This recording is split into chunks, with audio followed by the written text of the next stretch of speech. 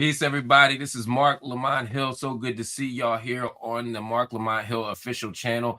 We're here today. I'm going to get right to it. I'm here today with a very special guest. His name is David Lang. Some of you know him. If you're supporters and followers of him, of course you know him. He has a blog called Israeli Cool. He is a staunch pro-Israel advocate, a self-described Zionist. And he and I have had some conversations over the internet the last couple of years. More frankly, he has written about me. He's written a few commentaries or blogs on me, none of which have been very nice or favorable. And so my thought was, let's have an actual conversation. And I've offered that a few times, and he's always said yes. We just never got around to it. But then more recently, in the aftermath of October 7th, we've had some serious exchanges, again, sparked by his blogs. And I said, well, let's have a conversation. And he said, I challenge you to respond to this piece I wrote. And I said, well, let's do it publicly. And he agreed. And so despite people saying that I'd be afraid to have the conversation, and despite some people saying that David would run and hide, we're both here, neither running nor hiding. And instead, we're going to have a conversation about this question of Zionism. Is anti-Zionism anti-Semitism? And we're going to have a conversation. It's not going to be a debate in the traditional, we have a moderator and we give a platform statement and a resolution and we respond to. Instead, we're going to have a spirited, civil conversation where I will explain to David why he's completely wrong. And he will do the same to me. And that will be the conversation. So, David, thank you. Welcome. I'm glad you came. Well, first of all, thank you very much, Marc, for having me. It's, props to you for having me. I really do appreciate the offer for dialogue. I have to disagree with you from the outset that anyone would think I would run and hide. I think not many people would think I would run and hide. But I think at times like this, even if we vehemently disagree with people, and I admit the things I've written about you have been very harsh, but I think spot on and fair. But to your credit, you're willing to have this conversation with me. And I think the purpose for this conversation isn't necessarily at the end of this conversation, for Marc Lamont Hill to say David Lang's right, or for David Lang to say he agrees with Marc Lamont Hill, but really to give some food for thought for the people out there watching, which I think would represent a cross-section of the community, which, people that are more pro-Palestinian, people who are more pro-Israel. And I think it's important at times like this, especially with such divisions, that we listen to the other side, if not just to learn a bit. Yeah, I think that's right. And everybody, as you're watching this, feel free to hit that subscribe button. I think you'll enjoy these kinds of conversations that are on the platform, not just with David today, which is going to be amazing, but also a lot of other conversations that I have here. So hit that subscribe button, hit those likes as you hear things that you like. So David, I'm going to start with this piece because it gets us into the question. The last blog you wrote, it was called Marc Lamont Hill's Lame Attempt to Argue From the River to the Sea Does Not Call for the Destruction of Israel. And you wrote that in response to a video that I published, which is on the website, which is on the YouTube channel here, called Is From the River to the Sea an Anti-Semitic Phrase? I'm going to state my position, and I'd love to hear your response. And I'll be very, very brief. For me, speaking in 2023, when people are out here at these marches calling for justice, calling for a free Palestine, calling for freedom, the idea of framing that as an attack on Jewish people or an attack on Jews for being Jewish, i.e. anti-Semitism, I think is not only inaccurate, but also dishonest and dangerous. Are there anti-Semites in the world? Of course. Are there anti-Semites who use moments like this as a shield for their anti-Semitism? Absolutely. And frankly, I think that happens more on the right with the evangelicals who are marching for Israel at the same time. Conspiracy theories and carry out all these anti-Semitic tropes.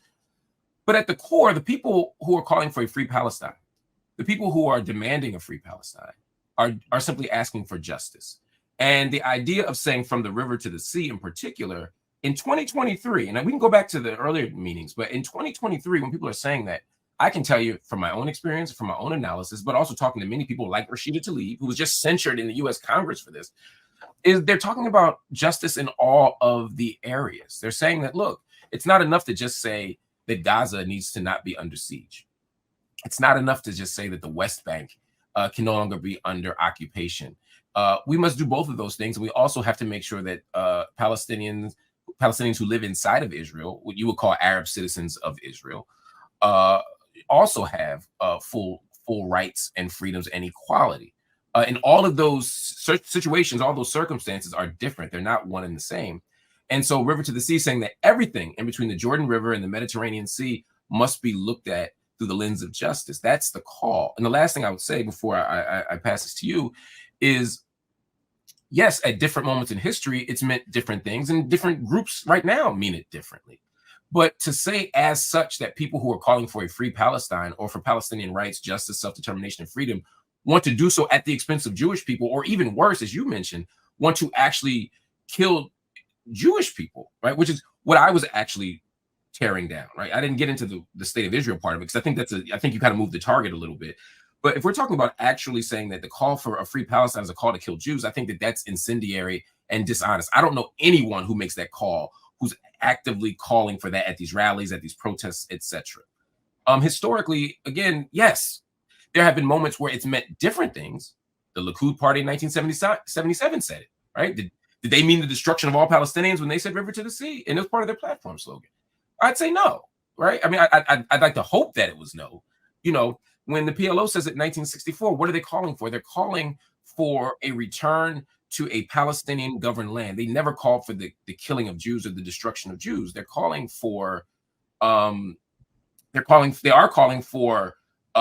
end to agreements and treaties and laws that they felt were unjust and unconstitutional, or not unconstitutional, but illegal based on international law. And so for me, that's what we're talking about. I want to give you a chance to respond. Yeah, sure, Mark. Well, first of all, what you have to realize is that from the River to the Sea, you've painted it as maybe in history it's meant of different things to different people. But I'm really glad you brought up the Palestinian National Council, which was in your video, by the way. Because if you look at the PNC's charter, the PLO charter from 1964, which was amended later in 1968, it's very explicit what it means. It's talking about, for instance, the Jews of Palestinian origin, what they call the Jews of Palestinian origin, are able to stay. Now, what do they mean by the Jews of Palestinian origin? They mean the Jews that were there at the time of the state. Yeah. But it's very specific that they talk about Zionists being removed from the land. It's in the charter, Mark. Where's that? Can you pull that so I can pull it up? I don't have the charter in front of me, but anyone watching, pull up the PNC charter from 1964.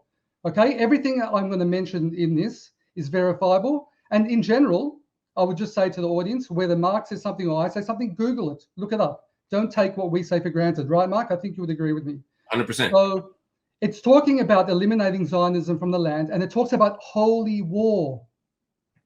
It talks about holy war. It talks about violence. Now, that's in the original charter of 1964, which, by the way, also rejects the 1947 partition plan. We will probably talk about the partition plan later on. It's very integral in terms of the conflict. It also denies any Jewish ties to the land. I forget which article it is, but it's there. So it denies any Jewish connection to the land. Now, when it was replaced in 1968 by the Palestinian National Covenant, it mentions the thing about Jews who had normally resided in Palestine until the beginning of the Zionist invasion. So clearly it's talking about the latter part of the 19th century, okay, when that's what they call the Zionist invasion, the wave of Zionists that were resettling the land. But it says armed struggle is the only way to liberate Palestine. I mean, Mark, you cannot get much more explicit than that. It says that. While I'm talking, look it up yourself, and you can verify. I know the charter by heart. I know it well. I'm just listening carefully. Yeah, if you know it by heart, then there's no way you can honestly think it means what you think it means, or you claim it means, or what you want it to mean, which is this peaceful, lovey-dovey freedom for everyone between the Jordan River and the Mediterranean Sea. So let's be clear about it. The official, this is where it comes from, and it's been this chant has been perpetuated by all sorts of people over the years. Even Hamas says from the river to the sea from time to time. We all know what it means. We got a nice preview of that on October the 7th. Thank you very much. And I have to take issue also at the protests. So the protests that at least I'm seeing, I haven't been to one anti-Israel protest. You've obviously been. I can take your word for it, but I can also look at the videos. There are a lot of angry people there. They're talking about intifada revolution. We all know what the intifada was, which resulted in hundreds, if not thousands, of the deaths of not just Israeli Jews, but also Palestinians through the violence. It's got a violent connotation. So if Marc Lamont Hill wants to say, listen, in my heart of hearts, this is what I mean. I'm a social justice advocate. I'm not going to talk over you and say you mean something else. Okay, even though, and we can get into it, you have said some things that do indicate you are supportive of violent resistance, as you call it. And I'll give you a chance to respond to that. But it's sort of akin, Mark, I guess, I'll give an analogy. If someone was in an anti-Israel protest and someone said Heil Hitler, and you turn around and go, what are you talking about? And they're like, no, you misunderstood. Hitler's the name of our cab driver, and I'm telling my friend to hail the cab. I mean, that sounds ridiculous, and maybe that's an exaggerated analogy, but 9 times out of 10 from the river to the sea has this, and you have to realize when a Jew hears it, even from Marc Lamont Hill, who claims it doesn't mean that, that's what we're hearing. And so you need to be sensitive to that and understand where we're coming from. We're not trying to just silence people, but you mentioned the PNC Charter yourself. Look it up. It means exactly what I said it means. Yeah, so there's a lot of things there you said that I want to get at, and I appreciate you laying it out that way so we can go in order. I'll start with the first things that you said. Yeah, the original charter of and I don't want people to think we're getting into the weeds here. This all gets into the question of anti-Zionism versus anti-Semitism. This is all in the core because the PLO, like all of these resistance movements, are trying to get at this question of how do we get free in resistance to a settler colonial project. So one, when you say armed resistance in quotes, I mean, armed resistance is not only not unreasonable, it's necessary, right? Against, as a form of self-defense. Yeah, absolutely. I mean, surely. Self-defense. So be very specific in the terms you use. Self-defense against what? So we'll go through different times. So under international law, if a country or a territory or a land is under occupation, they have the right to self-defense. They have a right to armed struggle. The idea that Palestinians are the only people somehow who are exempt from this rule of being able to defend themselves against military occupation, against siege, etc., is to me just unsupported by unsupported by law or precedent. Just let me just lay out the point. And then, okay, sorry, go ahead. And I'll allow you to disagree, and you'll do the same for me. Sure. And so the charter that you're talking about, and I'm pulling it up now just so I can read verbatim from it. Again, never says to kick people off the land. That's the first thing. That it doesn't. It just doesn't. And again, I welcome everyone to read. Even in your blog where you post it, it doesn't say that, right? Does it not say holy war? What do you think holy war means, Mark? So that's where I'm going, and that's why, again, I want you to allow me to lay out the argument, and then you can disagree with it. Sure. So the goal of the movement isn't to get rid of Jewish people. The goal is to fight a settler colonial project, right? Which is why Article 7, if I remember correctly, let me double check. Yeah, Article 7 of the original charter, and moving forward, says Jews of Palestinian origin are considered Palestinians. In other words, this is not a move against Jews. Jews have always lived in Palestine. Jews lived in mandatory Palestine. They lived in Ottoman Palestine. They go back thousands of years. This is not about Jewish people. They were saying that the movement here to fight is not to fight Jewish people. It's to fight a European settler colonial project. To be clear, that does not negate the fact that there's always been a Jewish presence in historic Palestine, in mandatory Palestine, in Ottoman Palestine, going all the way back, right? No, I'm not negating that. What I'm saying, though, is the people who moved at the end of the 19th century, as you properly referenced, and effectively took over the land by 1948, where for the first time they became a majority after the Nakba, that is a settler colonial project. That is a settler colonial movement. And that is what they are resisting. You're right. They did reject. The PLO did initially reject. The PNC did initially reject the UN Partition Agreement of 1947. Why? Because they made up the majority of the land and didn't get, I'm sorry, they made up the majority of the population and didn't get the majority of the land. They made up the majority of the land-owning population and didn't get the majority of the resources. They resisted this. The Peel Agreement 10 years, the decade prior, they also resisted. I don't disagree that they resisted a UN plan. And you and I may have our own agreement or disagreement about what plan Palestinians should take or not take. You and I may find ourselves agreeing more than we disagree at certain moments in history. I don't know. But what I know for sure is this is the resistance to Zionism and the pushback against Zionism is not an assault on Jewish people as such. Again, they did, if that were the case, they'd be saying, we don't want Jewish Palestinians here. We don't want Arab Jews here. What they were saying is, we don't want our land taken. We don't want our resources taken. We don't want our land swept up. We don't want 700,000 of us to be expelled. We don't want occupation. These are all the things that they're arguing.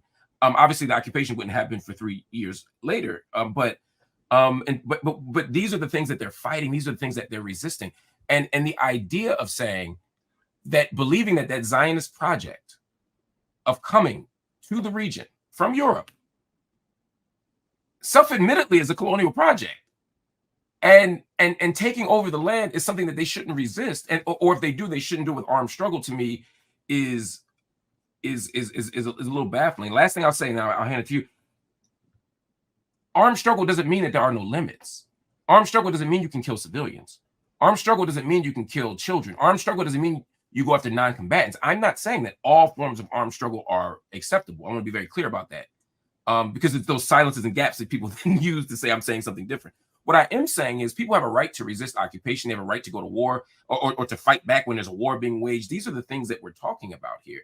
And I think what you saw with the Intifada in '87, I'm assuming you're referencing, is what led to an attempt at a peaceful resolution by 1993, right, with the Oslo Accords. And again, we saw nothing. We saw no justice for Palestinians ultimately. And then when you see another Intifada emerge at the beginning of the 21st century in 2000, again, we're not seeing. I guess what I'm saying is, part of why you keep seeing violence is because you keep not seeing justice. I'm not justifying violence. I'm simply saying this is explaining why you see these outcomes. As long as there's a settler colonial project, as long as there's settlement expansion, as long as there's oppression, you're going to see resistance. And the idea that Palestinians don't have a right to do so, to me, is also strange. But I don't want to. I know I put out a lot of things as well. So, and that's why they're angry. To your point about the anger. Well, you said a lot of things. I'm just trying to straighten out my thoughts, because you started with the premise. Let's just get it back to the point. From the river to the sea doesn't involve trying to eliminate the Jewish state of Israel. You basically contradicted that. You keep conflating two different things. That's why we're talking past each other. I'm saying, if I say killing the Jews, annihilating the Jews, right? Let's But do you see how those two things keep getting conflated, and that's where we keep missing each other. Let me respond. I'll say they're not saying to kill Jewish people, and you'll say, yeah, but they want to get rid of the Jewish state. Getting rid of a Jewish state, saying I don't believe that a Jewish state should exist as such, does not mean that I want to kill Jews, right? And you keep conflating those things. And part of the project of Zionism is to always conflate Zionism with Jewishness, Zionism with global Jewry. You can say, I don't believe a Jewish state should exist because it is by definition an ethno-state, and it is by definition an apartheid state.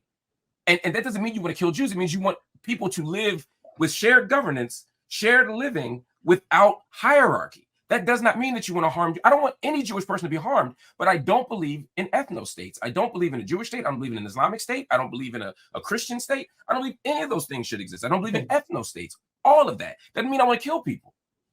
Okay, Marc, can I please respond? Thank you. Yeah, you were just misrepresenting my position. I wasn't saying. No, so what I'm trying to say is this. You mentioned that it doesn't mean annihilating the Jews. Okay, let's be specific. Okay, yes. I'll get to the Jewish state and the idea that there shouldn't be a Jewish state as well, because I find that equally reprehensible. But just to go on with the point. So you went from it's just a peaceful movement, a peaceful chant, and now you're admitting it means to please let me finish, okay? I'm not interrupting. I'm sorry. I'm just shaking my head. No. No, I mean, I know I also had the temptation Yeah. to jump in, but it's easier if we just say our piece and let the other person. I won't jump in. I can't promise I won't be weird. I wanted to jump in 100 times, but I tempered myself.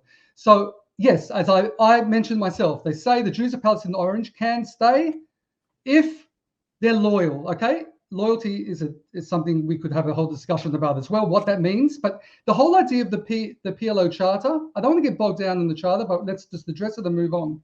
It was basically an Arab homeland. There's also articles in the Charter. You said it's not about Jews, because they mentioned that one part, the Jews that were here can stay, even though it says the Zionists were going to do a holy war on them, which again is violence. But they mention, okay, so that's sort of like a placating thing to mention the Jews there. But basically, they, as I mentioned before, they deny any Jewish ties to the land.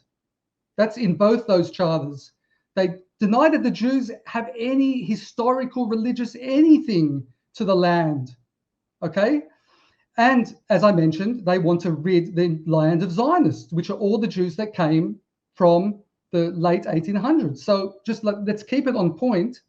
From the river to the sea does have a violent connotation. You're mentioning all sorts of other issues. Let's do each issue step by step. I can't attack all of them at once, but in terms of from the river to the sea, you mentioned the Charter. I've just shown how that Charter does advocate violence against Jews. Now, most of the world's Jews now, right, are what you call Zionists. I actually want to take a step back. And what do you mentioned the word Zionist. What do you understand by Zionism? Because the topic of the debate today, or the discussion rather, is anti-Zionism inherently anti-Semitic? So I think we should define those terms.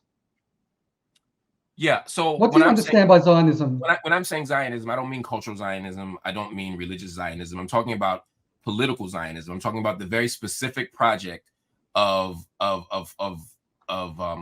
let me take one to answer your question. Let me take one more step back. I'm talking about Jewish nationalism, and I'm talking about Zionism as a form of political nationalism and political Jewish nationalism that begins from the premise that all Jews everywhere are of the same nation. That, like all forms of nationalism, that whether I am in Yemen or Morocco or Brooklyn, they were all Jews and we're all part of a single nation, which makes Jewishness not just a religious identity, but also a national and ethnic identity, right? Right. And so we are all of the same thing. But when people are talking about Zionism and talking about Zion, I'm not talking about cultural nationalism. I'm not talking about foods or identities or chants or spiritual connections. I'm talking about the very specific movement that begins with the first Aliyah in 1882 to move to the region that is now called Israel and Palestine. I'm saying that very particular political project that begins with Herzl in 1882, that sort of gets its sort of rise by 1897 with the Zionist Council or Zionist Organization, and that moves into historic Palestine and ultimately takes over. That's the movement, and for the formation of a Jewish state, right? Okay. That specific movement is the type of Zionism that I'm talking about, to be clear. Okay, but so Zionism, I don't separate political Zionism. Like, what is Zionism? And I want to maybe you know what Zionism is, but for the purpose of the audience, I mean, I just defined it.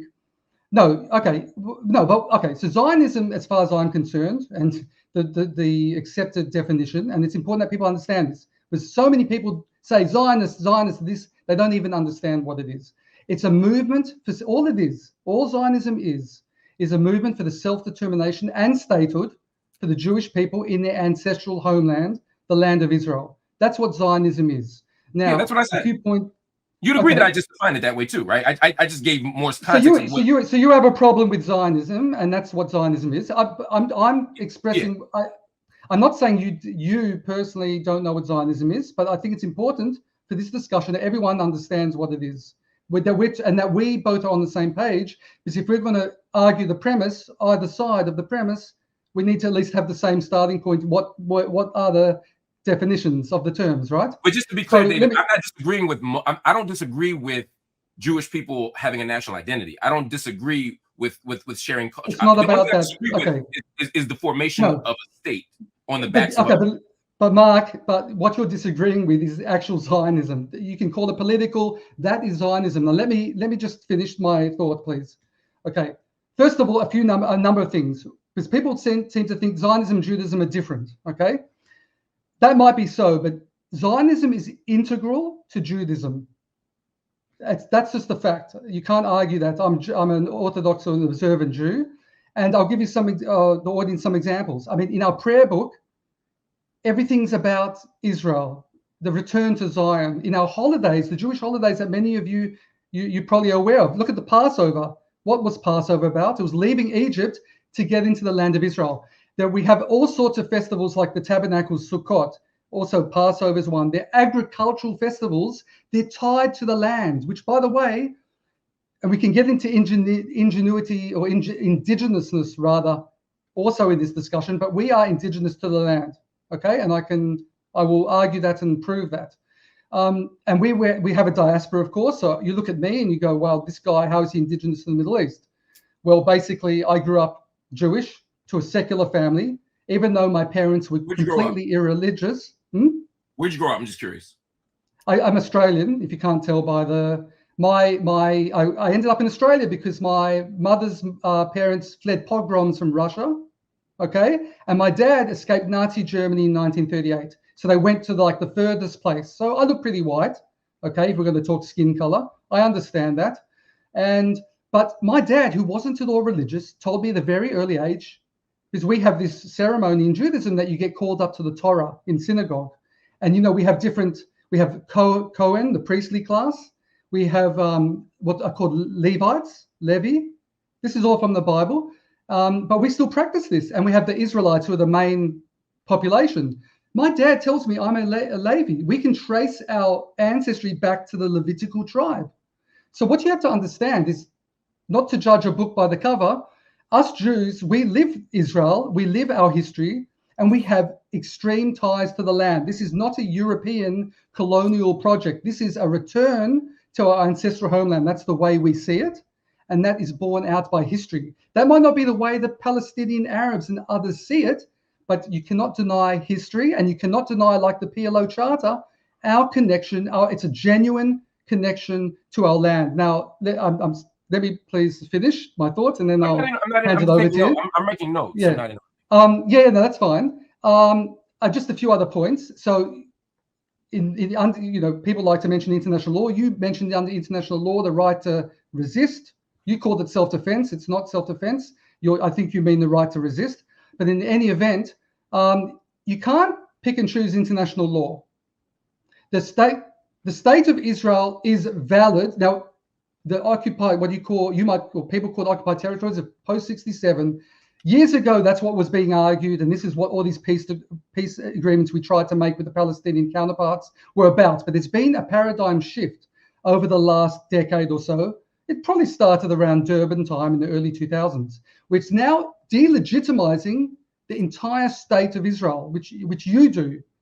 And just on an international law, how so? If we're just looking at international law, Israel, forget the 67, I'm just asking for clarity. I didn't follow. You said, how do I delegitimize the state of Israel? You think you said very clearly it's a settler colonial project, and you want it dismantled.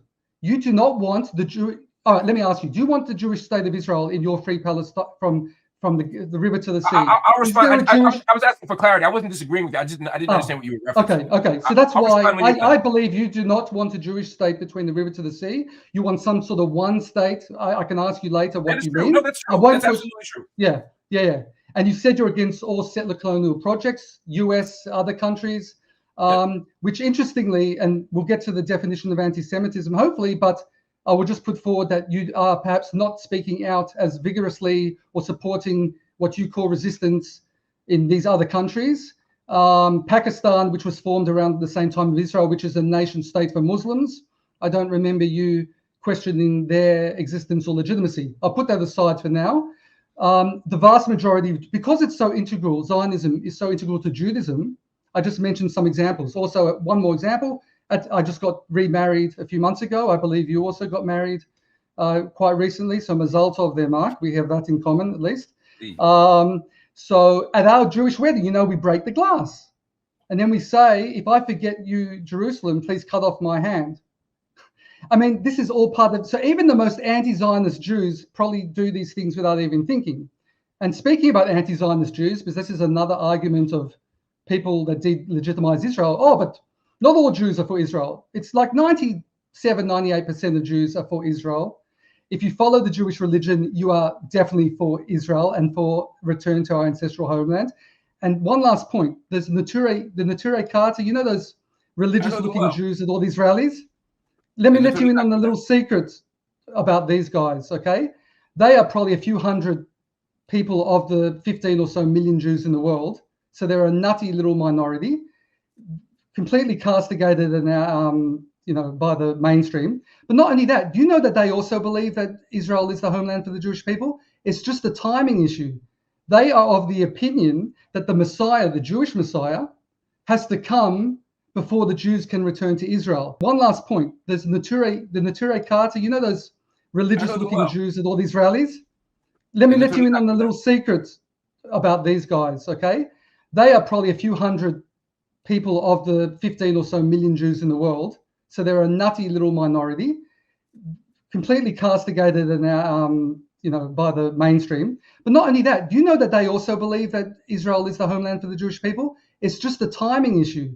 They are of the opinion that the Messiah, the Jewish Messiah, has to come before the Jews can return to Israel. So if the Jewish Messiah comes, guess what? They're not going to be the allies of the Palestinians anymore. You can, again, everything I'm saying, please Google it. Google Neturei Karta and their beliefs. So in other words, Zionism is integral to Judaism. Okay, Jews should have the right to their own state. We're not settler colonialists. By the way, we're not all European. Half of the Jews in Israel are Mizrahi, like Middle Eastern. You've been to Israel, Marc. You've seen it. We have Jews of all stripes. Okay, as you mentioned, you have Ethiopian Jewish friends. So you understand, to paint it as this sort of white settler colonialist enterprise is misleading and wrong. And just last point, until I let you respond, the PLO Charter, you mentioned that they mentioned the Jews that were there. So they even acknowledged the Jewish presence, which has been there, by the way, since the Second Temple was destroyed. Why were there Jews, Marc, in the Holy Land all the way back then, predating, by the way, the Islamic conquest of the 7th century, which, by the way, most of the Palestinian Arabs now descend, or I don't know if it's most, but many of them descend from the Islamic colonists. They are the product of colonialism. It's just Arab colonialism. And the Jews who were there first and are indigenous came back. And the League of Nations in 1922 recognized this area as a Jewish homeland. Okay, the UN then sanctioned that. We do not get our legitimacy from the UN, by the way, but under international law, Israel as a Jewish state is a thing. So to say you're going to decolonize is it's going against international law. So don't on one hand say this is against international law, what you're doing is against international law. You don't believe in international law if you believe that a country which has its sanctions, even though its legitimacy predates international law, has no right to exist. So again, and I know I did the same thing, so I'm not mad, but it's a lot of things to we have a lot to say, yeah. Yeah. So I'll try and remember everything you said. I wrote some notes down just on my trusty receipt. I'm becoming my father before my own eyes, writing random notes on pieces of paper. International law. There's no contradiction between me advocating international law and me calling for decolonization. And I'll tell you why.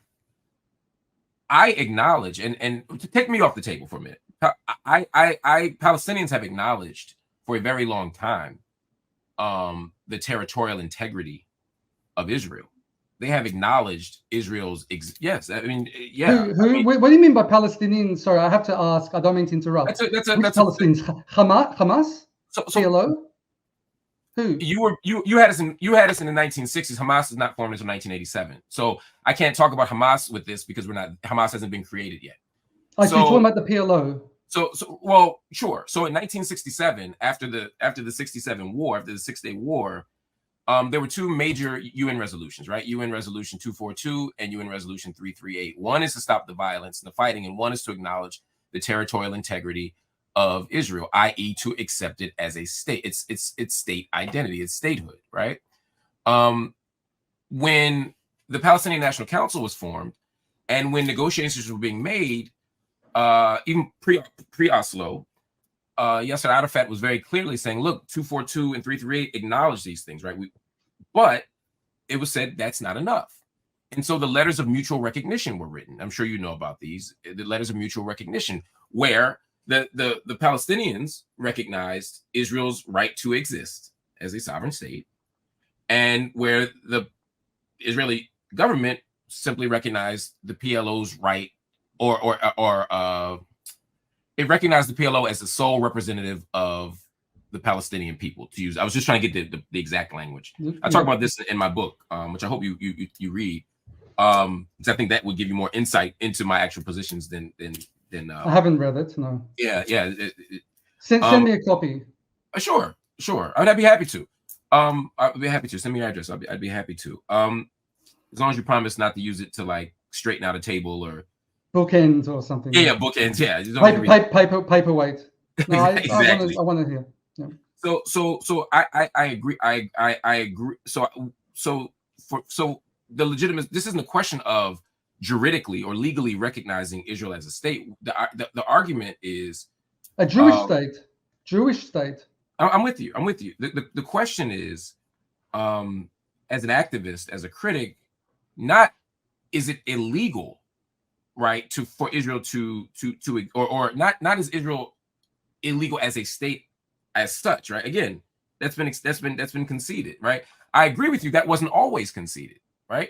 From 1948 until 1967, the default position of the Arab nations was that all of historic Palestine would eventually be returned to Arab hands, right? Which is why, you often saw, and even in the PLO charter, just to take it, since we seem to linger there, it's why they said we're not worried about what's happening in the Jordan Hashemite kingdom, right? We're not worried about what's happening in Gaza. Exactly. We're not worried about what's happening. But that's often used as a sign of anti-Semitism. You're only mad when Jews occupy the West Bank. You're only mad when Jews occupy Gaza and Sinai. And it's not that.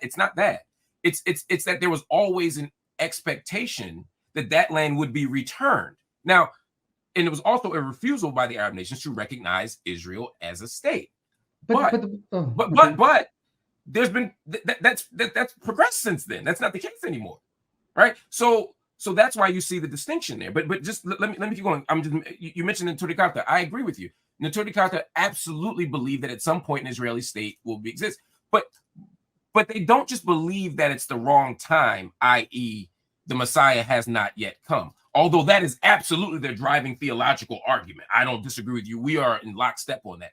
But they also agree that the wrong timing, i.e. 1948, or even before then, right, the entire Zionist movement, modern Zionist movement, they're saying not only is it the wrong time theologically, right, but that it's the theological timing of it, or mistiming of it, is evidenced by the fact that you had to do this to the Palestinians in order to get it. It's immoral, is their argument.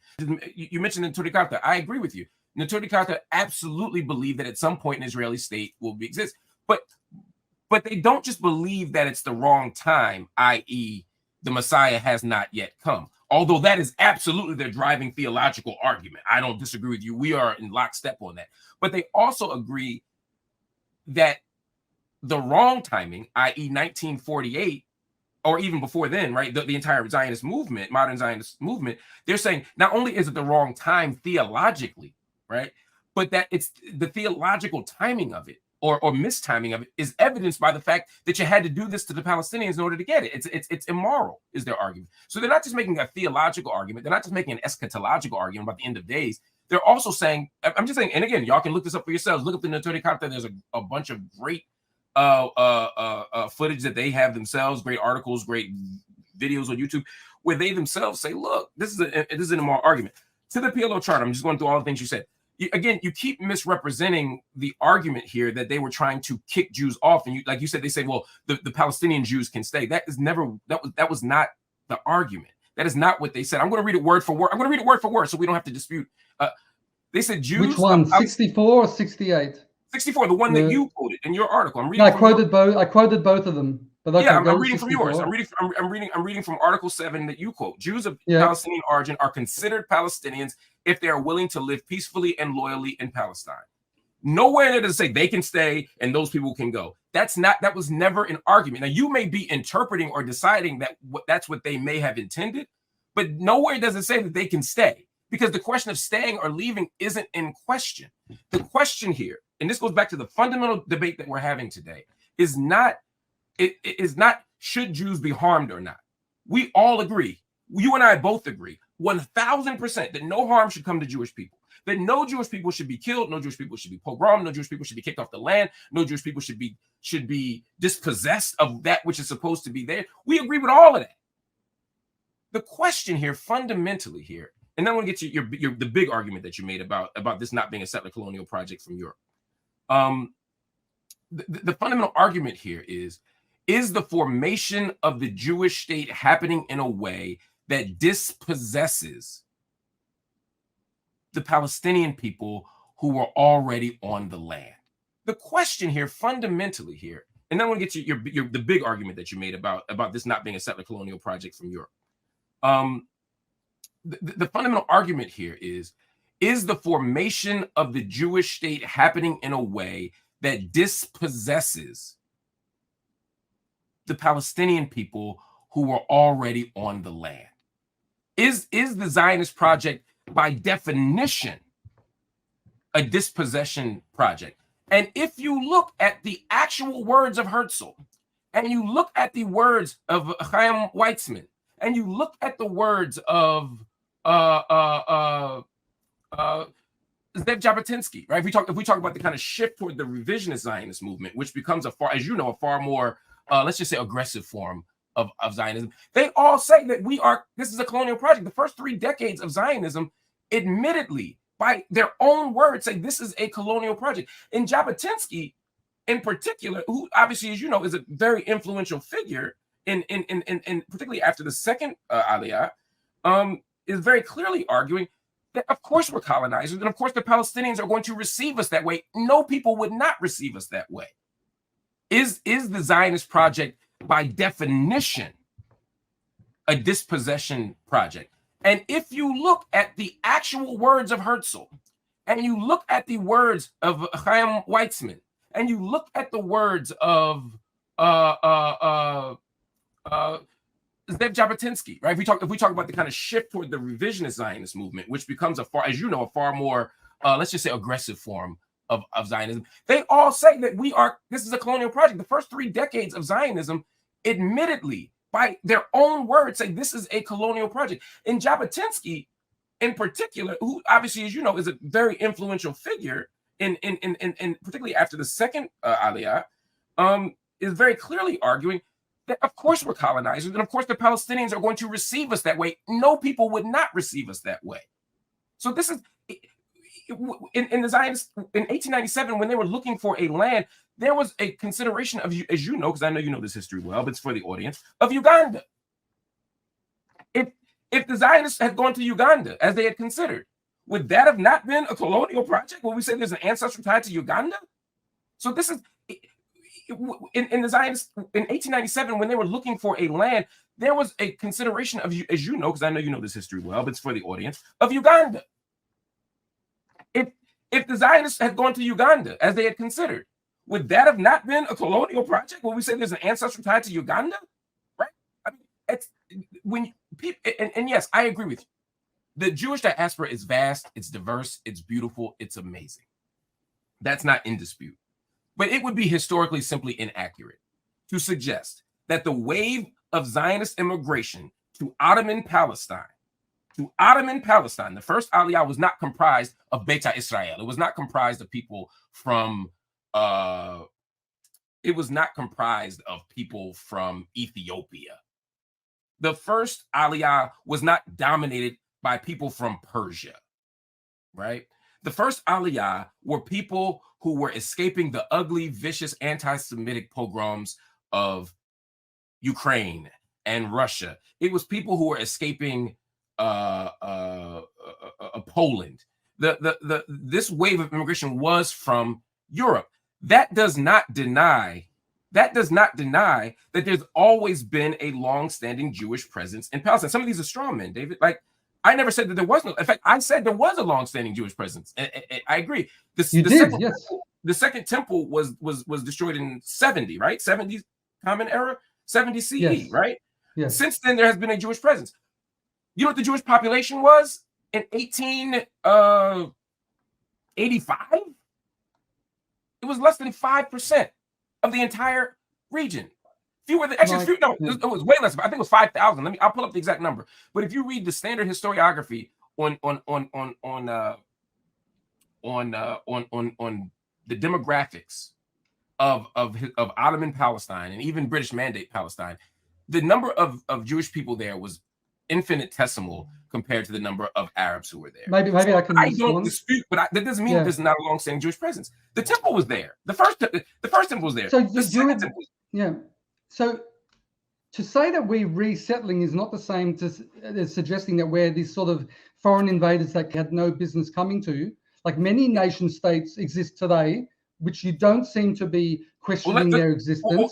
That's on my chart. That's on my CBS receipt of notes too. So I wasn't done. So yeah, and because you made a lot of points as I did. So I just want to make sure I get all of them out, all my responses out. I agree with you that it's not the exact same thing. All things don't have to be the exact same to satisfy the conditions for a particular project. Similarly, you don't have to be exactly like South Africa to be apartheid, right? You don't have to be exactly like. We'll get to apartheid, by the way. We can get there. Yeah, we don't have to be exactly like Cambodia to be genocide. We don't have to be or Congo, right? Everything is different. I have been part of the reparations movement here in the United States. I've also helped fight for Native rights here and in Canada. Why? Because I live here. Now, do I feel culpable? Irresponsible? No, my people came here as slaves. So no, my people didn't come and settle this place. But this place was absolutely a settler colonial project. So my point is, I don't owe reparations, but I don't owe the natives in the same way that we white European settlers do. But America absolutely is a settler colonial project. I don't dispute that. Australia is absolutely a settler colonial project. Pakistan. We can agree. I think you think. Again, no, but why aren't you? I'm getting there.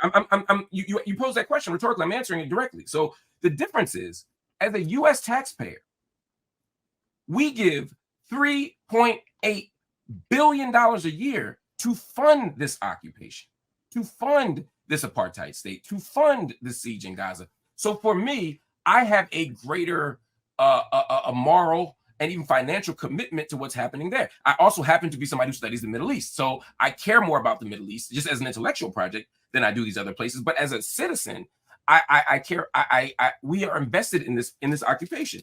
Now, the idea of it being settler colonial it's an important thing here. And sometimes the language of "it's complicated" is helpful. We need to have nuance as we analyze things. But there's another way that the language of "it's complicated" can undermine a very simple thing. When thousands of people, and ultimately hundreds of thousands of people, come from one region of the world, in this case, Europe, we can. That's not true. Okay, my Yemenite cousins would. Okay, let me ask you. Let me ask you directly. The first Aliyah, which was from 1882 to I believe 1903, right? What percentage of them were European? A vast majority were European, but for instance, there were many Yemenites that came.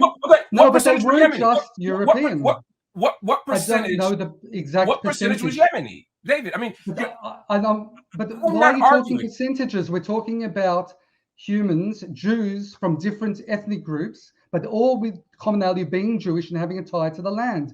You're trying to. Yeah, but you're missing my point. You're misrepresenting my point. That's why I feel. Let me finish. I think you might not disagree with what I'm saying. What I'm saying is that, and I think you also cut out for a moment when I was saying this. I don't disagree that the Jewish state is not comprised of a global form of Jewry. The majority of Jews right now, you said a lot. It's actually at this point, based on the last demographics that I looked at for Israel, which was last year, the majority are actually Mizraim at this point. So most people in Israel are not European. I'm not disputing that. Good. That's what I'm saying. You're arguing a point that I'm not making. Operation Moses Operation Solomon, 1984. Like this was a huge bringing in. Just explain it. That was bringing in black Jews this was the from airlifting Ethiopia and Yemen of Ethiopian Jews, yes, who had been disconnected from global Jewry in many ways.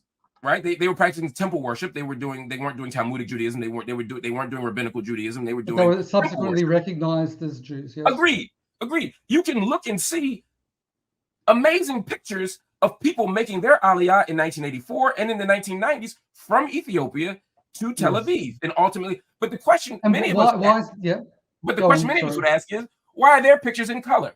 You know why they're in color? Because they happened 40 years after. And in many cases, even 100 years after European Jews came first. Again, I'm not disputing the diversity of the community. What I'm saying is that the move in 1882 to 1903, which is the first Aliyah, the second Aliyah from 1904 until 1914, both of those were overwhelmingly comprised by Europeans, and they were comprised by Europeans into the Middle East, into Arab land, with the imprimatur, with the stamp of approval, with the power of the British colony, so you have a colony, the British, which we both agree was a colony, which after World War I, yes, receives control of what was Ottoman Palestine, is now the British Mandate for Palestine, and in the British Mandate, not one word is mentioned of Palestinians. The word Palestinian isn't said once. The Arabs aren't mentioned. In the Balfour Declaration of 1917,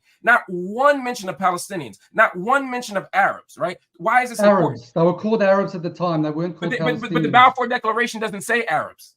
The Balfour Declaration doesn't. Okay, but what about the League of I'm Nations making a point. 1922? The Balfour Declaration is 1917. Yes, and it doesn't mention Arabs or Palestinians. My point is, you have a British state that is authorizing a large-scale movement from Europe, almost exclusively, not all, because again, I agree. There are people who came from what was then called Italian Eritrea, which ultimately were the Habasha, who were Beta Israel. There were moves, there was an infinitesimal number of them at the beginning of the 20th century. Almost all of them came 80 years later. We know that. There were people who came from all kinds of places. By 1948, you had people from Morocco, Yemen, Persia. We're going down the list. But in the first two Aliyahs, all Jews. Again, all Jews coming to their homelands. That's what I'm not disputing I'm not disputing their Jewishness. No, their beliefs. I'm not disputing their beliefs or their Jewishness. Again, why is it relevant that the British mandate? I understand that a lot of people question your ancestral tie. I understand a lot of people say you're not real Jews or you're Khazars who are converted. Those are all anti-Semitic myths that I wholly reject. Thank you for saying that. So please, but in fairness to me, you can't assert a set of arguments and tear them down that I never made, because I not only didn't make them, I don't believe them. I do not question your Jewishness. I do not question your Jewish integrity, your Jewish authenticity. I don't question your ancestral ties. I don't question anything about your Jewishness. You gotta let me finish this. You gotta let me finish this thought though, because my point is not about your Jewishness. It's about the fact that people from thousands, tens, and ultimately hundreds of thousands of people from Europe moved onto the land and subsequently expelled 700 to 800,000 people from their land with the approval of the British colony. So a colony approves settlement onto a land. That is the textbook definition of settler colonialism. Sorry, I just kind of feel, for the purpose of this debate, on one hand, we don't want to interrupt, but on the other hand, if we're speaking, both of us, not just you, for too long, we're not going to get to the core of the topic.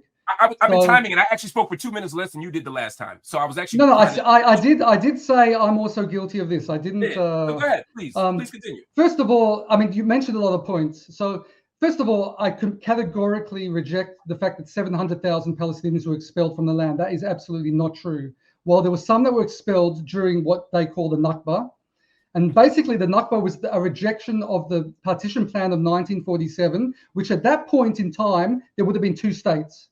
There would have been a Jewish state. The Jews accepted it, even though we weren't so happy with it. We got mostly desert. It's true we got a larger proportion of the land, but most of it was arid land, and it wasn't the more fertile land.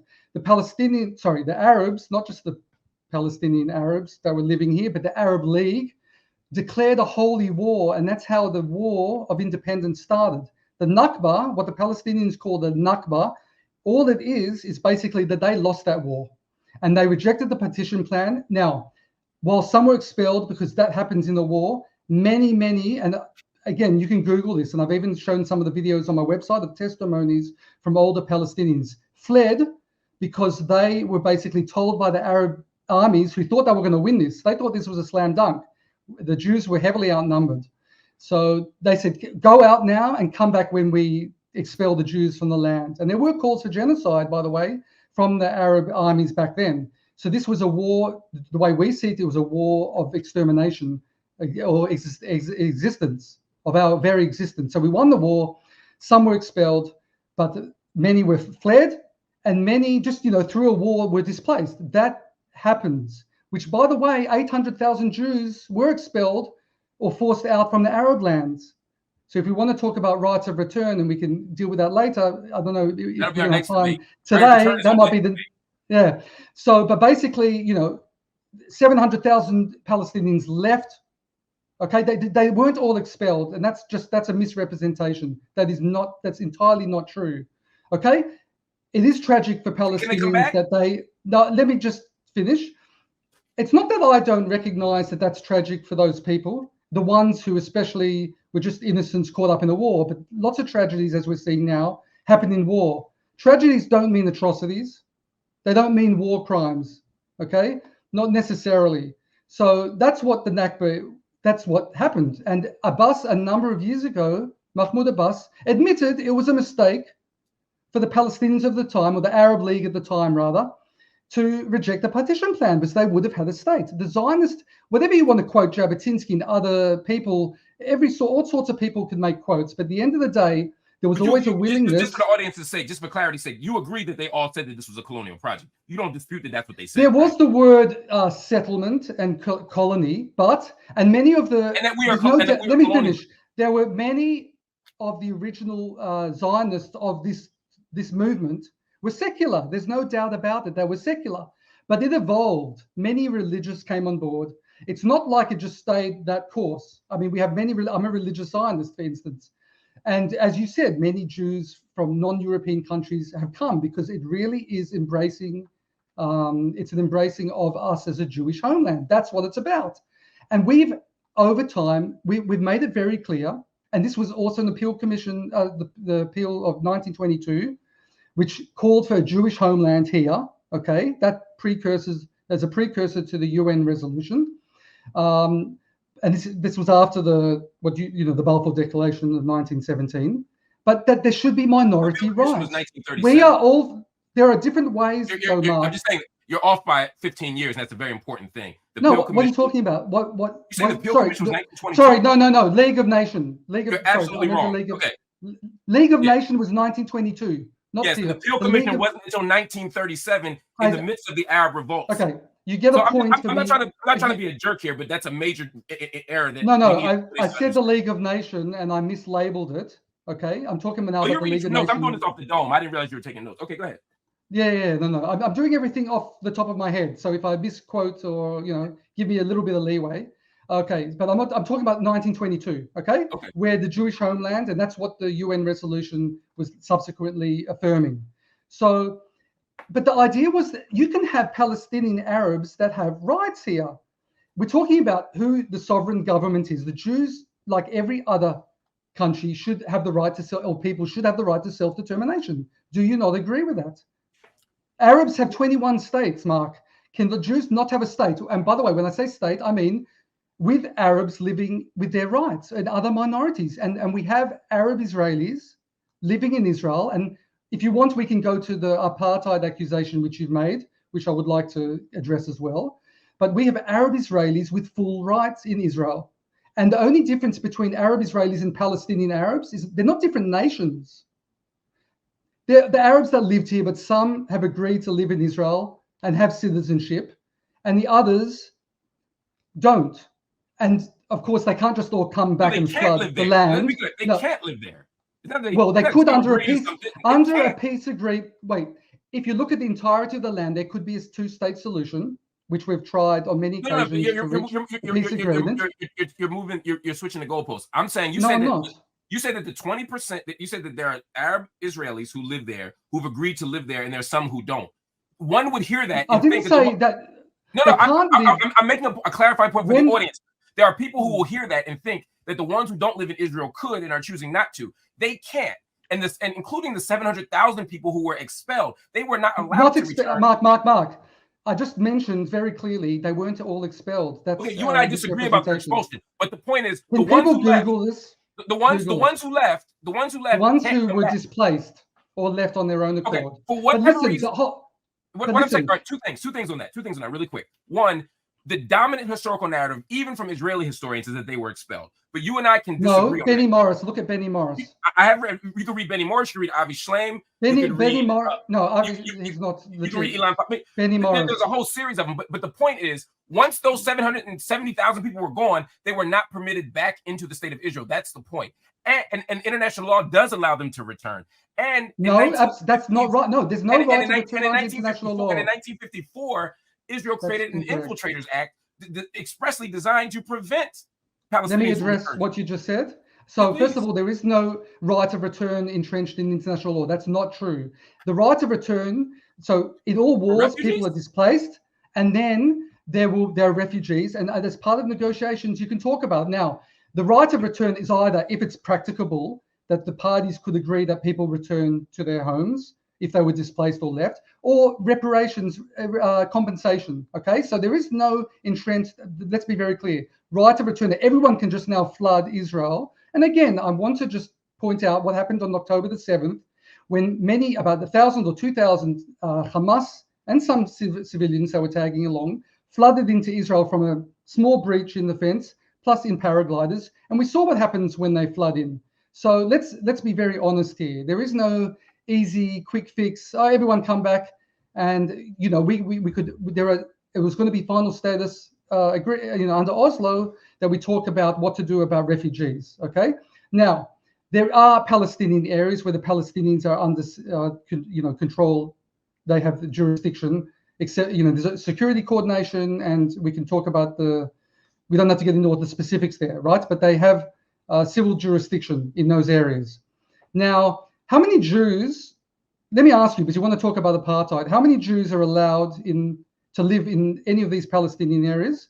And are any Jews ever allowed to buy land, for instance, there? You see, Arabs can buy land in Israel.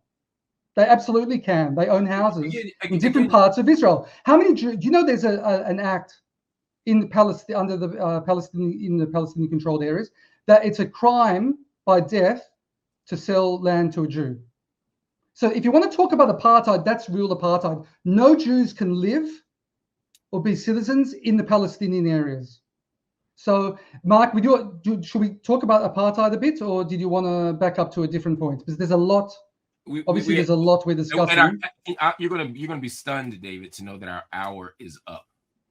Oh my God! No, should we go on a little bit? Should we ask the audience? Let me check. Let me see. Audience, y'all want us to go a little bit more? We can do another 15 because we're gonna come back and do this again. We have to do this again.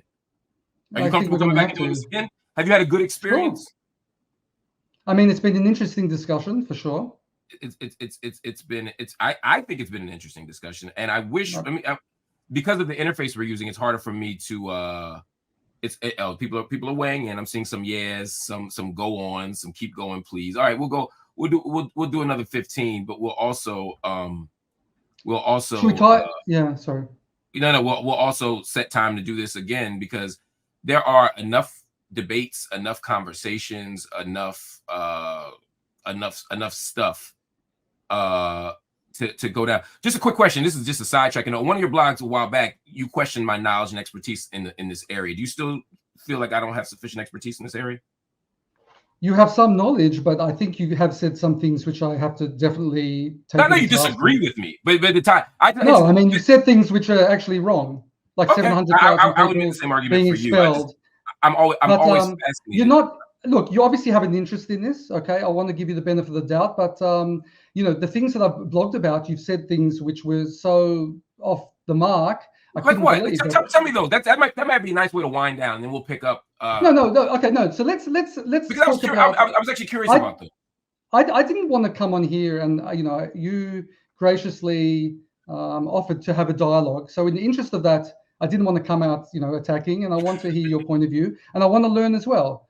But you did say something before. You have said a number of times that you are against violence, and you want freedom for all people in the area. But like there have been a number of things, and most of I think my blog entries have had to do with many things I found extremely troubling that you said, and if it, with I could bring some up now since you've actually yeah. you've So actually mentioned it. So I'll bring one up. Yeah. Here's one here. Here's one. You say, remember, you said you talked about me and Fatima Barnawi. Oh wow, yeah, that's a good one. I'm glad you brought that up. And you said that I tweeted "God bless Who her." is she? You do? I'll get there. Yeah. So Fatima Barnawi is an Afro-Palestinian of Nigerian origin from East Jerusalem, from the Old City, who planted a bomb in a movie theater in West Jerusalem, I believe I want to say 1968, but it might be 67. Let me double check. I don't like to be inaccurate. She planted, you got the main point. She planted a bomb in a civilian area with the intent to murder civilians. Do you not agree with that? It wasn't a military installation, if you want to argue resistance or something of the kind. Yeah. I would agree with that. I would agree with that. You agree, or you would agree, or you do agree with that? I agree that she planted a bomb, and I agree that I assume that the bomb was intended to kill. I don't assume anyone plants a bomb to not kill people. And it was this movie. People, civilians, yeah. I'm not. Again, like I think you think I'm disagreeing when I'm not. I'm saying we're saying the same thing. But so why did you say God bless her, and why did you mourn her death in a way that was actually glorifying? So I didn't say God bless. So again, I didn't say God bless. I wish I could bring it up. I can. I saw it. Yeah. Do you speak Arabic? I wrote it in Arabic. Do you speak Arabic? I put Google Translate on it. So no, is that a no? I don't speak Arabic, but I can verify the Arabic. Okay, so you can verify that Ali Yarhamha, right? The word I can't see that, but I can see her face. Sorry. Well, it says Ali Yarhamha, right? Allahu Yarham. Yeah. Yarhamha. Ali, Allah. Allah means God. Rahim means what? Right? It doesn't mean bless. Mercy. God have mercy, right? Right. Rahim is in Hebrew is mercy. Right. So Rahim can God have mercy on her soul or something? Yes, exactly. Which is very different than God bless her. Right? But so do you think that's also appropriate? No. Hold on. I'm not going to let you off the hook on this one. Can you acknowledge just now that you mistranslated and you were wrong on that translation? Can you just acknowledge that? Can you concede that point? You don't have to be wrong about everything, but can you concede you're wrong on that? Because if you don't... It doesn't say God bless you. It says, may God have mercy on her soul. You said, may God have mercy on the soul of someone that tried to murder civilians. Yes. Okay, so I can concede that point. You concede that you mistranslated and you were wrong. Thank you. Okay, so let's move forward. That's one way you want to say it, but everyone can hear what the implications you said it said God bless her, and it didn't say God bless her. You said it said one thing, and it said the other. You're wrong. And the kind of and it's not. And this isn't a pedantic point. God bless you and God may God have mercy on your soul are two very different things. Are two very different things in terms of connotation. So just to be clear, it's not just that you mistranslated it; it's that you misrepresented the position I took. And the fact that even now, even now, you're telling a fluent speaker of the language and a trained scholar that you're still going to hold on to that language when I'm telling you that it's wrong. And it's not just me. You can ask anybody in this chat. You can ask anybody in the world of any origin who speaks the language. And that's right. Rahim simply means mercy, right? It simply means mercy. Okay, now let me get to the more fundamental point. But I just wanted to make that very clear because that blog was just completely wrong in this translation. But the more fundamental point was, I am a scholar of the old city of Jerusalem. I study the old city of Jerusalem. I studied the Afro-Palestinian community of the old city of Jerusalem. And what I said was, and I'll quote it directly because I don't want you to think that I'm, adding. I don't want to do what you just did, which is to misrepresent what it said.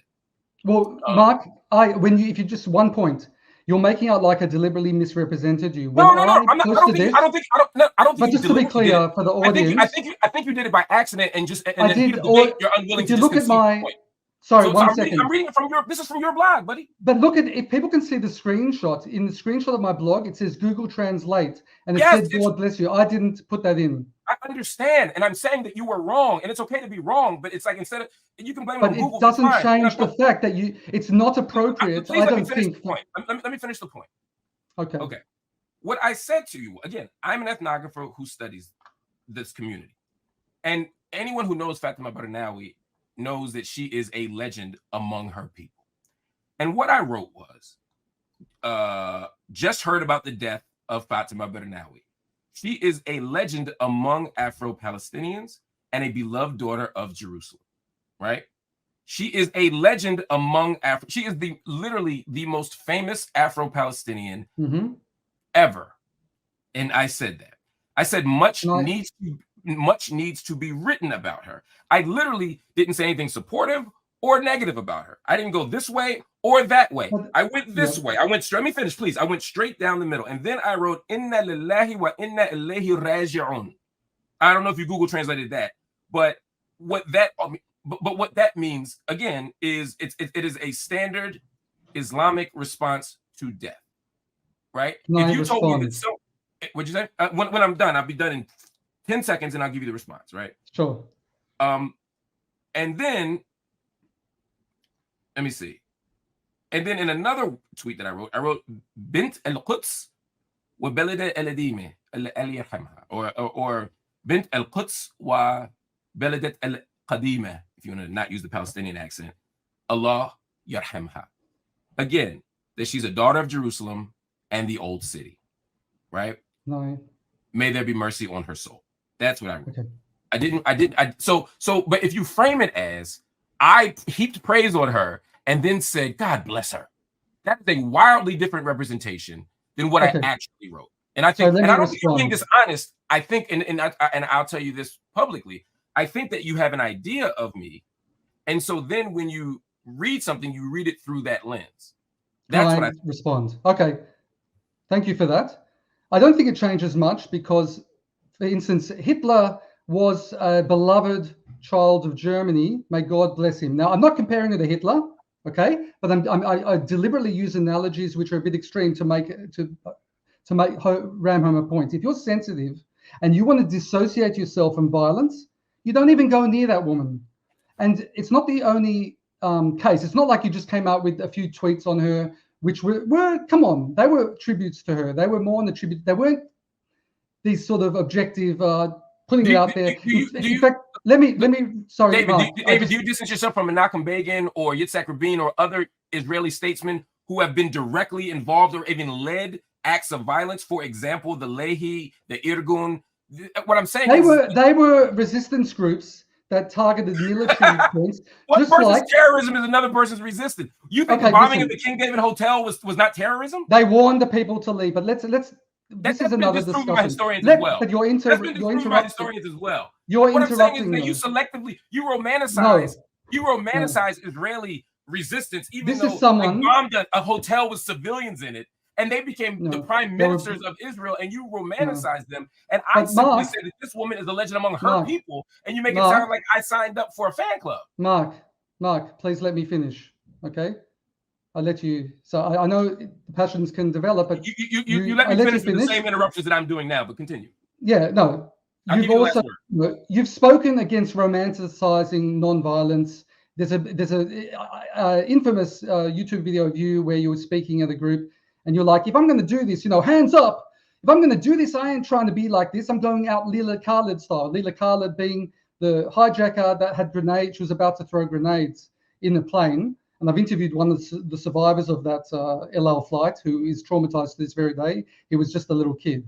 So there's a number of things. You've talked about, bringing the Crips and, some gang members and the drug dealers to Jerusalem. Like, these are just a talk. Now you can say to me, no, I'm not for violence, and you can claim, I didn't say God bless you, and I said may Lord have mercy. But come on, it's sort of like the thing with from the river to the sea.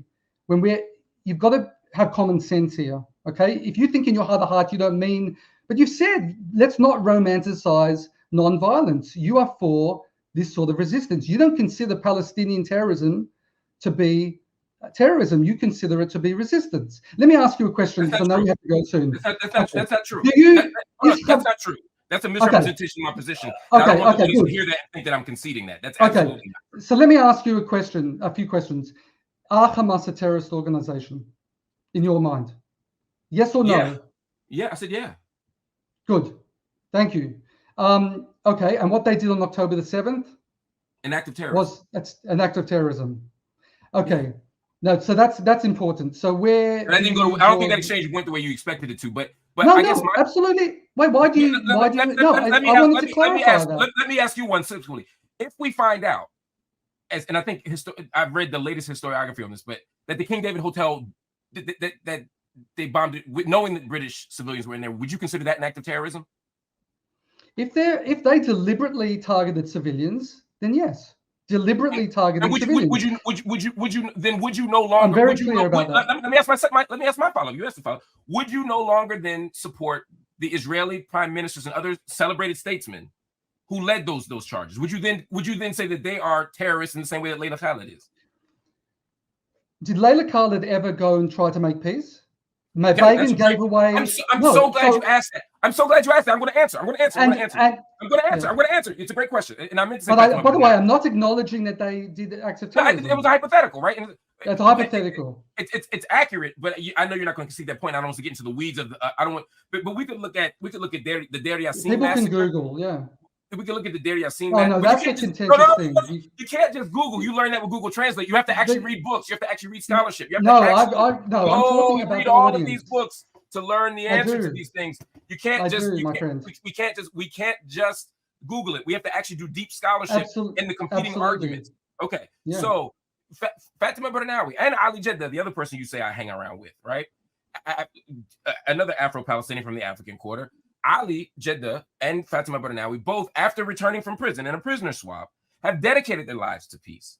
Ali Jeddah leads guided tours of the old city and actively works toward peace efforts since 1985, almost 40 years. Fatima Barnawi, after she became the head police officer, she became the chief of the Palestinian police, the female police force in the West Bank, under the conditions of Oslo, meaning that even the Israeli government agreed that she was now helping to coordinate efforts.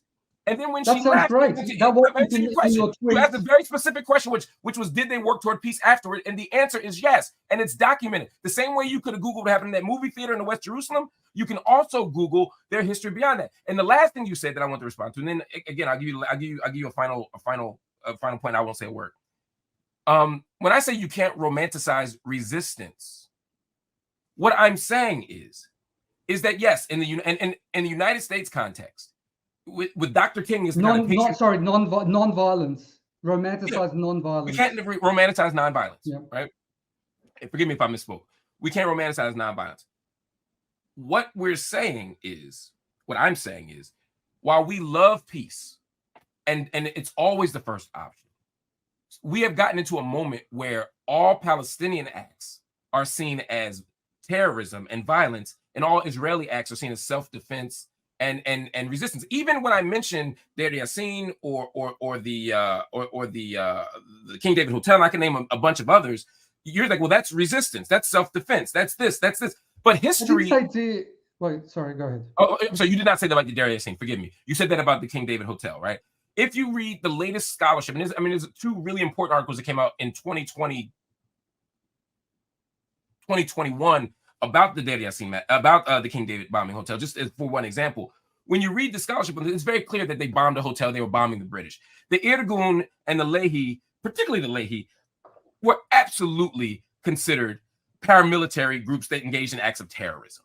And many of the leaders of those groups became leaders of the Israeli government. They became ministers of defense. They became prime ministers, etc. And I've never heard you one time say, well, I can't celebrate that person. I can't say that person's name because they engaged in an act of terrorism during the time of the Yeshuv, during the pre-1948 formation of the state. And yes, the Haganah became the IDF.